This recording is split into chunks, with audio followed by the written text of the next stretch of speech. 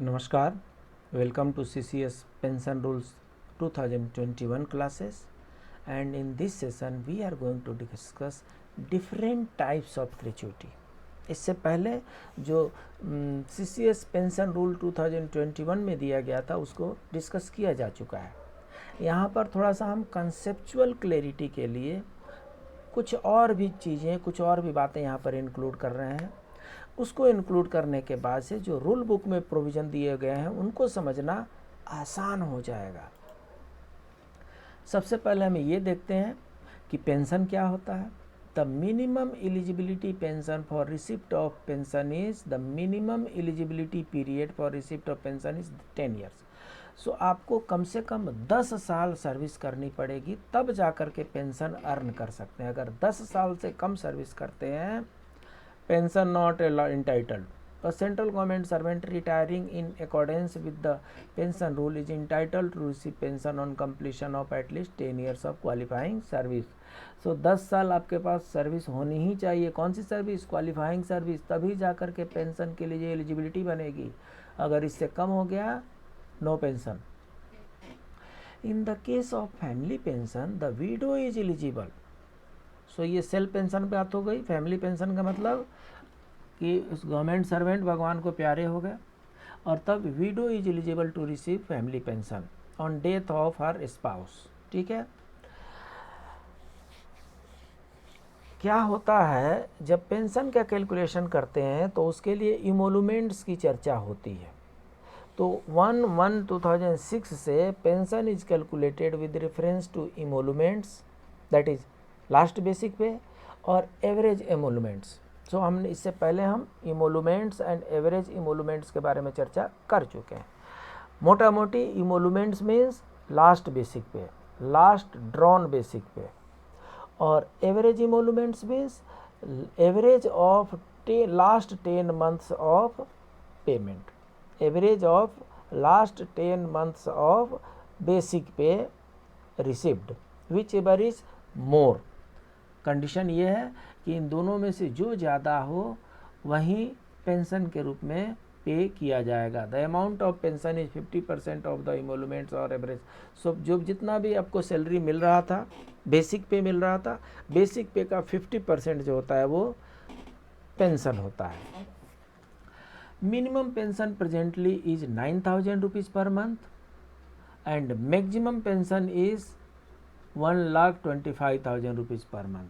सो 9,000 से नीचे किसी को पेंशन मिल नहीं सकता, और 1,25,000 से ऊपर किसी को पेंशन नहीं मिलेगा। CCS रूल की बात कर रहे हैं, ऑल इंडिया सर्विसेज की बात नहीं कर रहे हैं, CCS रूल की बात हो रही है। कम्यूटेशन होता है। कम्यूटेशन क्या होता है? A government servant opts to commute a portion of pension not exceeding 40% of it into a lump sum payment। So कई बार क्या होता है, गवर्नमेंट सर्वेंट जो रिटायर होने लगते हैं उनको गवर्नमेंट एक ऑप्शन देती है कि आप चाहें तो 40% of part of sum pension can be paid you in advance. आप जो बाद में पेंशन अर्न करने वाले हैं उसका 40% पेंशन आज ही हमसे ले लीजिए।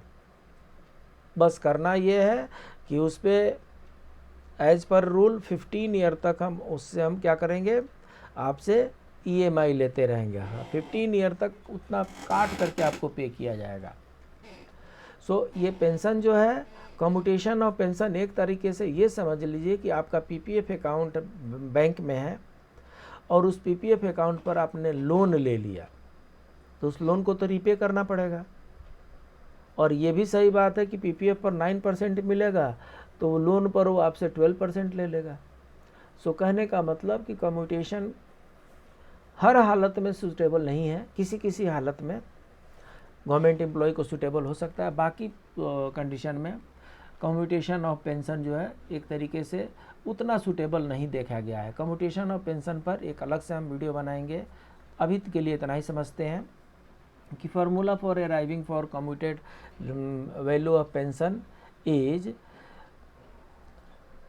Commuted value of pension is equal to 40% into commutation factor into 12।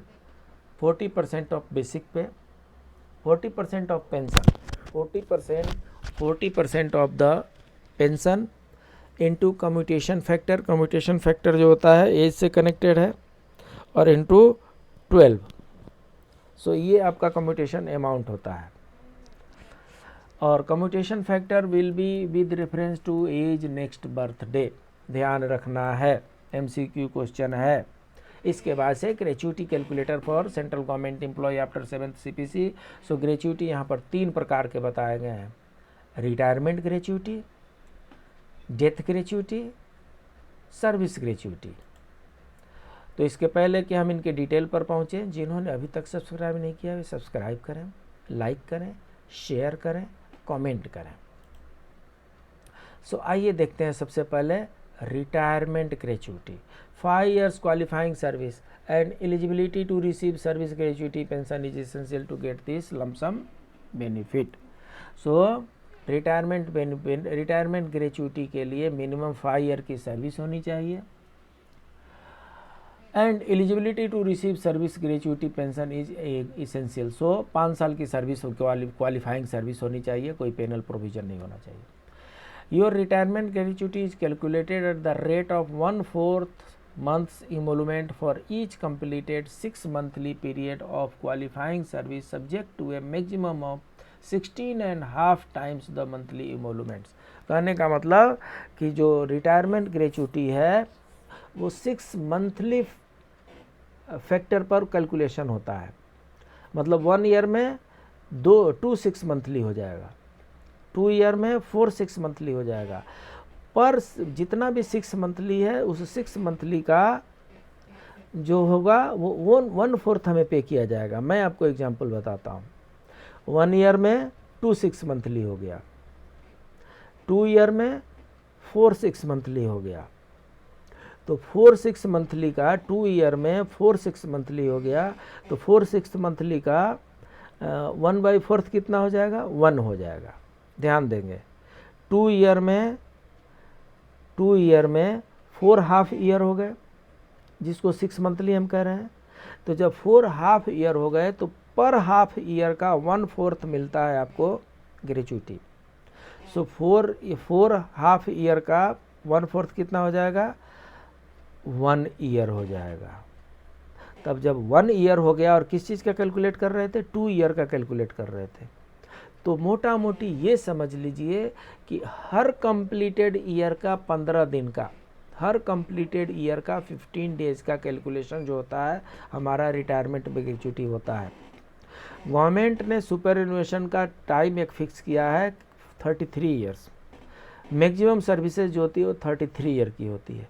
तो 33 ईयर का हाफ कितना हुआ, 16.5 हो गया, तो ये 16.5 ये 16.5 हो गया, तो ये 16.5 टाइम्स जो है मंथली इमोलूमेंट्स, इतना रिटायरमेंट ग्रेच्युटी मिलता है।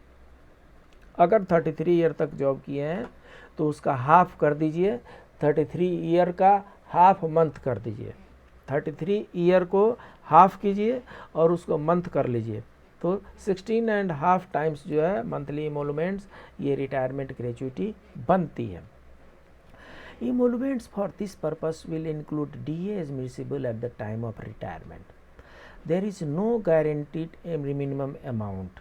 The maximum retirement gratuity payable is 16.5 times the emolument limited to 20 lakh. सो कम से कम कितना मिलेगा ऐसा कुछ रूल नहीं है, लेकिन ज़्यादा से ज़्यादा 20 लाख ही मिलेगा। अगर 16.5 महीने का सैलरी ज़्यादा चला गया, 25 हो गया, तब भी आपको 20 लाख ही मिलेगा रिटायरमेंट ग्रेच्युटी। ये 1/1/2016 से बढ़ा के 20 किया गया है, ये पहले 10 लाख ही था। डेथ ग्रेच्युटी, जैसा कि नाम ही स्पष्ट है, डेथ ग्रेच्युटी विडो और विडोर और the nominee of the employee dying while in service is entitled to receive death gratuity. देखिए ऐसा है, अगर सर्विस पीरियड में नहीं मरे तो रिटायरमेंट ग्रेच्युटी मिलेगी, क्योंकि रिटायर होंगे, रिटायर होने के बाद से रिटायरमेंट ग्रेच्युटी मिलेगी क्योंकि हम लाइव हैं। लेकिन अगर सर्विस पीरियड में ही डेथ हो जाता है तो रिटायरमेंट बेनिफिट तो मिलेगा नहीं, तब क्या मिलेगा, डेथ ग्रेच्युटी मिलेगा। तो डेथ ग्रेचुटी क्या होता है, there is no requirement of completing any minimum length of qualifying service by the deceased employ for this purpose. So इसका क्या है, डेथ ग्रेचुटी के लिए कोई 5 साल 10 साल का कोई कंडीशन नहीं है, बस ये चीज़ें हैं कि जो जितना लेंथ ऑफ सर्विस है उसके अनुसार इमोलूमेंट्स में फ़र्क पड़ता है, उसके अनुसार क्वांटम ऑफ ग्रेचुटी में डिफरेंस पड़ता है। जैसे अगर लेस देन 1 ईयर सर्विस है तो 2 टाइम्स ऑफ इमोलूमेंट्स मिलेगा। इमोलूमेंट्स means basic pay, emolument means basic pay plus practising allowances for the doctors. 1 year से लेकर के 5 ईयर तक अगर आपने जॉब किया और लेस देन 5 ईयर, 1 ईयर से लेकर के लेस देन 5 ईयर तक का अगर आपने किया और उसी बीच में भगवान उठा ले गए तो 6 टाइम्स ऑफ इमोलूमेंट्स मिलेगा। 5 ईयर से 11 ईयर्स के लिए 12 टाइम्स इमोलूमेंट्स मिलेगा। याद करने में इजी हो जाएगा, मैं बता रहा हूँ 11 ईयर्स और more but less than 20 years 20 times emoluments मिलेगा। सो इसमें इमोलूमेंट्स का क्या है, लेस देन 1 ईयर 2 हो जाएगा, लेस देन 5 ईयर 6 हो जाएगा, लेस देन 11 ईयर 12 हो जाएगा, लेस देन 20 ईयर्स 20 हो जाएगा। आराम याद करना आराम है।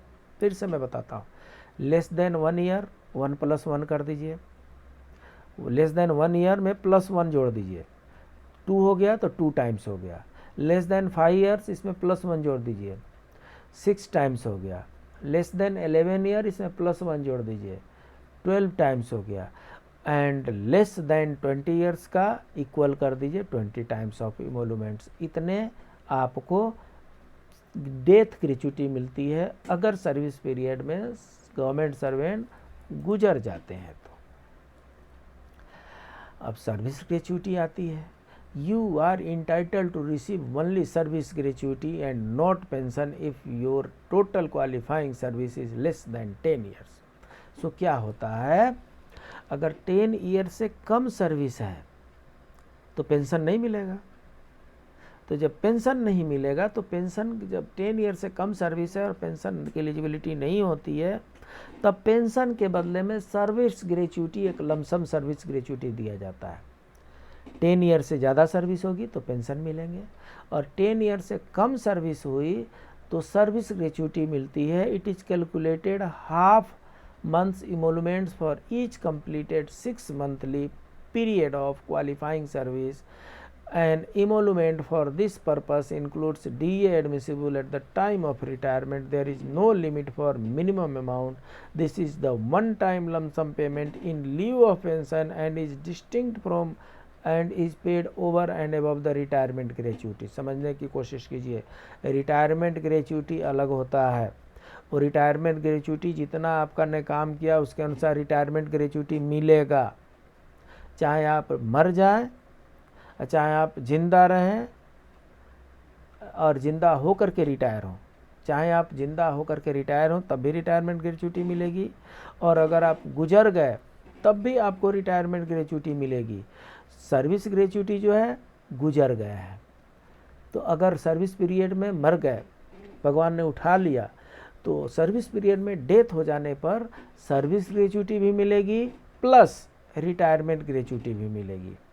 नोट कर लीजिए, MCQ क्वेश्चन है। सर्विस ड्यूरिंग द सर्विस अगर गुजर गए, अगर डेथ हो गया तो सर्विस ग्रेचुटी भी मिलेगी। क्यों सर्विस ग्रेचुटी मिलेगी? If your total qualifying service is less than 10 year, you are entitled to receive only service gratuity if your total qualifying service is less than 10 years.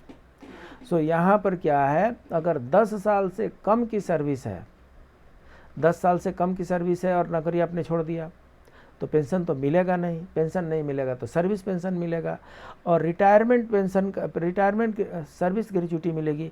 और retirement gratuity का क्या rule है? Retirement gratuity का rule ये है कि अगर 5 साल आपने सर्विस कर लिया तो रिटायरमेंट ग्रेचुटी का आपको बेनिफिट मिलता है। तो सपोज 8 साल आपने जॉब किया, सपोज 9 ईयर आपने जॉब किया और उसके बाद से जॉब छोड़ दिए, अगर 9 ईयर के बाद जॉब को छोड़ दिए तो सर्विस ग्रेचुटी मिलेगी, क्योंकि पेंशन मिल नहीं रहा तो पेंशन के बदले में सर्विस ग्रेचुटी मिलेगी प्लस रिटायरमेंट ग्रेच्युटी मिलेगी। इसको बोलते हैं सर्विस ग्रेच्युटी। 20 ईयर से ज़्यादा में क्या होगा, half emolument for every completed 6 month period of qualifying service subject to a maximum 33 times. तो इस तरीके से हमने तीनों ग्रेच्युटी को देख लिया। रिटायरमेंट ग्रेच्युटी, अगर 5 ईयर्स सर्विस आपने कर लिया और उसके बाद से अगर गवर्नमेंट जॉब छोड़ते हैं तो रिटायरमेंट ग्रेच्युटी आपको मिलेगी। डेथ ग्रेच्युटी क्या होता है, वो सर्विंग पर्सन के मर जाने पर डेथ ग्रेच्युटी फैमिली पर्सन को मिलती है। इसमें कोई भी मिनिमम क्वालिफाइंग पीरियड की ज़रूरत नहीं है, लेकिन जितना क्वालिफाइंग पीरियड होता है और उसी के कॉरेस्पॉन्डिंग जो होता है डेथ ग्रेच्युटी मिलता है। इसके बाद से सर्विस ग्रेच्युटी आ गई। सर्विस ग्रेच्युटी का मतलब ये होता है कि लेस देन 10 ईयर अगर आपने जॉब किया है तो पेंशन नहीं मिलेगा, लेकिन पेंशन के बदले में लमसम कुछ अमाउंट मिलेगा जिसको सर्विस ग्रेच्युटी कहते हैं। लेकिन चूंकि आपने 5 साल से ज़्यादा का जॉब कर लिया है तो आपको रिटायरमेंट ग्रेच्युटी भी मिलेगी, सर्विस ग्रेच्युटी भी मिलेगी। अगर 5 साल से कम जॉब किए हैं तो रिटायरमेंट ग्रेच्युटी तो नहीं मिलेगी, सर्विस ग्रेच्युटी मिलेगी। सो इस तरीके से सर्विस ग्रेच्युटी जो है रिटायरमेंट ग्रेच्युटी के अलावा मिलती है अगर रिटायरमेंट ग्रेच्युटी की एलिजिबिलिटी है तब। तो 3 तरह के हमने ग्रेच्युटी पढ़ा। रिटायरमेंट ग्रेच्युटी जो गवर्नमेंट सर्वेंट रिटायर होकर के प्राप्त करते हैं। डेथ ग्रेच्युटी जो गवर्नमेंट सर्वेंट सर्विस में ही गुजर गए, डेथ हो गया उनका, उनकी फैमिली को मिलता है, वो डेथ ग्रेच्युटी है। और सर्विस ग्रेच्युटी का मतलब ये है कि लेस देन 10 ईयर्स सर्विस करके अगर आप नौकरी से निकल गए तो पेंशन नहीं मिलेगा। पेंशन के बदले में जो लमसम अमाउंट मिलेगा उसको सर्विस ग्रेच्युटी कहते हैं। अगर 5 साल से ज़्यादा आपने जॉब किया है और 10 साल से कम किया है, अगर आपका जॉब जो है क्वालिफाइंग सर्विस जो है 5 ईयर से ज़्यादा है और 10 ईयर से कम है, तो 5 ईयर से ज़्यादा है तो रिटायरमेंट ग्रेच्युटी मिलेगी, और 10 ईयर से कम है इसलिए पेंशन नहीं मिल रहा है, इसलिए सर्विस ग्रेच्युटी मिलेगी। तो 5 ईयर से लेकर के एंड लेस देन 10 ईयर्स तक का अगर आप जॉब किए हैं और रिटायर हो रहे हैं तो आपको सर्विस ग्रेच्युटी भी मिलेगी, रिटायरमेंट ग्रेच्युटी भी मिलेगी। अगर 5 ईयर से कम सर्विस किए हैं और सर्विस छोड़ दिए तो सिर्फ और सिर्फ सर्विस ग्रेच्युटी मिलेगी, रिटायरमेंट ग्रेच्युटी नहीं मिलेगी। तो ये सब जो है आपका कंसेप्ट क्लियर इसके द्वारा हो गया होगा। अगर कंसेप्ट क्लियर हो गया है तो एक लाइक तो कर ही दीजिए। आज का नीति श्लोक, दाक्षिण्यम स्वजने च दया परिजने साठ्यम सदा दुर्जने प्रीति साधुजने नयो नृपजने विद्वजने चार्जवम शौर्यम शत्रुजने क्षमा गुरुजने कांताम जने दृष्टता ये चैवम पुरुषाम कलासु कुशलास्ते स्वलोकसितम। अर्थात जो मनुष्य स्वजनों से सभ्यता, परिजनों पर दया, दुर्जनों से सदैव कठोरता, सज्जनों के साथ प्रेम, सत्ताधारी के साथ कूटनीति, विद्वानों के साथ सहनशीलता, शत्रुओं के साथ पराक्रम, वरिष्ठ जनों के साथ शालीनता, महिलाओं के साथ व्यवहार कुशलता, इन सभी कलाओं में प्रवीण होते हैं, उन्हीं पर ये संसार निर्भर है। कहने का मतलब ये है कि वीर भोग्या वसुंधरा, जो वीर होते हैं वहीं इस धरती पर राज करते हैं। और वीर की परिभाषा इस नीति श्लोक में दी हुई है। वीर का मतलब ये होता है जो अपने स्वजनों से सभ्यता से बात करता हो, जो परिजनों पर दया करता हो, दुर्जनों के साथ सदैव कठोरता का व्यवहार करता हो, सज्जनों के साथ प्रेम पूर्वक व्यवहार करता हो, सत्ताधारी के साथ कूटनीति से चलना है। जो पावर में है, पावर वाले से लड़ना नहीं है, समाप्त हो जाएंगे। पावर जिसके पास है उससे बड़ी कूटनीति से चलना है। विद्वानों के साथ सहनशीलता बनाए रखनी है, शत्रुओं के साथ पराक्रम करना है, वरिष्ठ जनों के साथ शालीनता, महिलाओं के साथ व्यवहार कुशलता करना है। इन्हीं सभी कलाओं में प्रवीण होते हैं, उन्हीं पर ये संसार निर्भर करता है। सो ऐसे गुणों को अपनाइए, आप पर भी संसार निर्भर करने लगेगा। जिन्होंने सब्सक्राइब कर दिया उनको बहुत बहुत धन्यवाद। जिन्होंने अभी तक सब्सक्राइब नहीं किया please do subscribe, like, share and comment. मिलते हैं अगले क्लास में, तब तक के लिए नमस्कार।